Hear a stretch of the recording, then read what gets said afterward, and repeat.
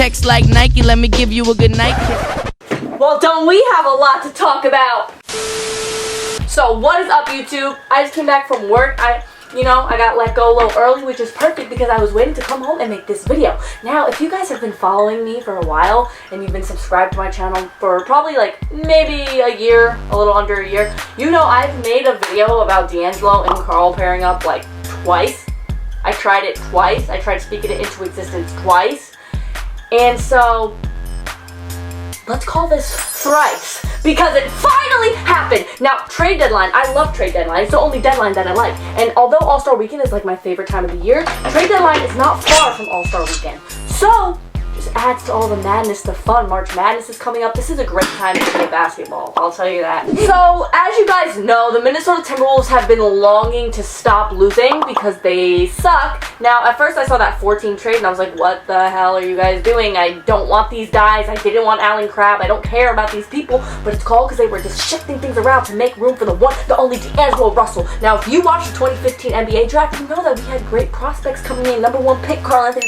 Minnesota, number 2 pick, Los Angeles Lakers, D'Angelo Russell. And now they are together, finally, where they belong. No one understands. Like, get Devin Booker! Get Devin Booker! Oh my god, if we get Devin Booker, I'm moving. I'm moving to Minnesota, packing my bags. I'm gonna go live in the mountains. I don't even know if Minnesota has mountains. I'll go live in the lake.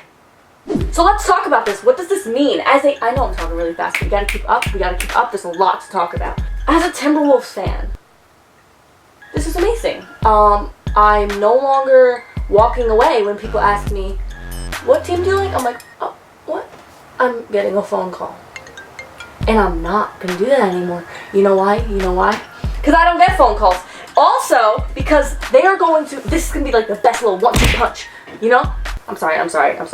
Shaq likes to claim that he and Kobe are the 1-2 punch, so out of respect, I will. So we are going to be second match. Okay, so basically what's going to happen is D'Angelo Russell is probably going to be the starting guard, I would assume. Now, I also want to talk about what this means for Andrew Wiggins, so I'm going to get to that first. I've always said I wasn't a Wiggins fan because of, and by that I mean, it's not that I'm not a Wiggins fan, it's just that he was a number 1 overall pick back in 2014.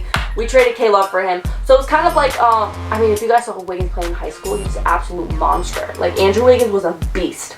But like, he got to the league and he kind of seemed like a little laid back and a little lazy. Now, as a person, and even as a player, I have a lot of respect for Wiggins. I love him. I think he's like, as a person, I think he's like such a sweetheart. I love him. But I never thought that he was the best fit for Minnesota.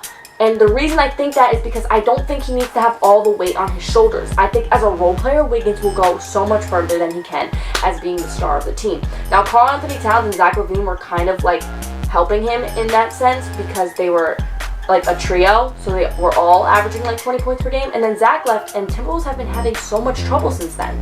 Now, I'm not saying they weren't having trouble with Zach, but I'm saying as individuals rather than a team, they certainly have been having the same troubles that they were really having with Zach, except now the burden is falling entirely on Wiggins and Karl. Now, Karl probably needs to get his defense up a bit. He didn't make the All-Star game this year, neither did D'Angelo, but, you know, he's out in Golden State. But I think Wiggins will be the perfect fit for Golden State. If Klay stays, which he really should, Steph, Klay, and Wiggins, I'm assuming they would start Wiggins as small forward. Klay, Steph, and Wig as a role player, and Draymond, that's really a solid team.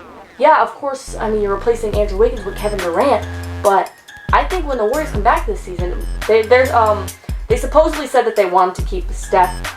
They wanted Steph and D'Lo to play a game together before the trade, but as the trade deadline approached, they probably had second thoughts, and Minnesota probably offered them something that they couldn't turn down because they were going to lose D'Angelo regardless, and they probably want to get Wiggins in exchange. Because Wiggins is a solid player.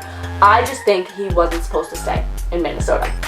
So the Warriors should be back as a contender next season, as long as, you know, Klay and Steph come back as normal. I have no fear that Stephen broke his left hand, so he's going to be fine.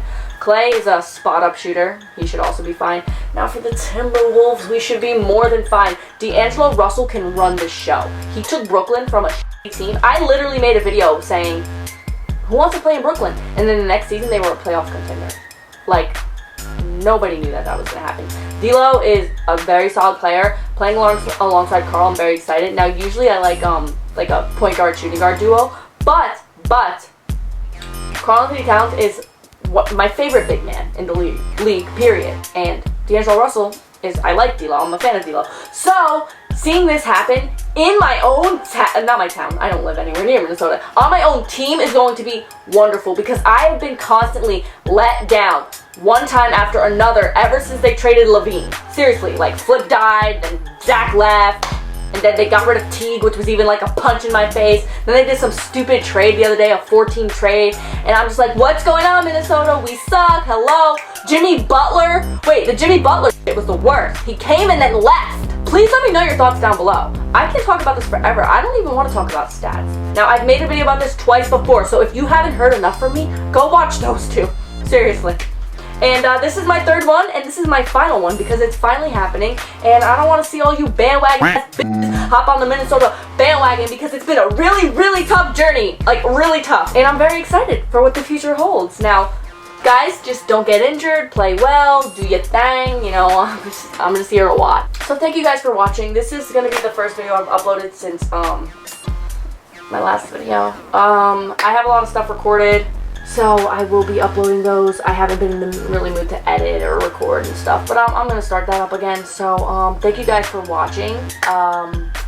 As always, if you're not already subscribed, hit that subscribe button. And if you want to be alerted every time I upload, just turn on most notifications by hitting the bell button.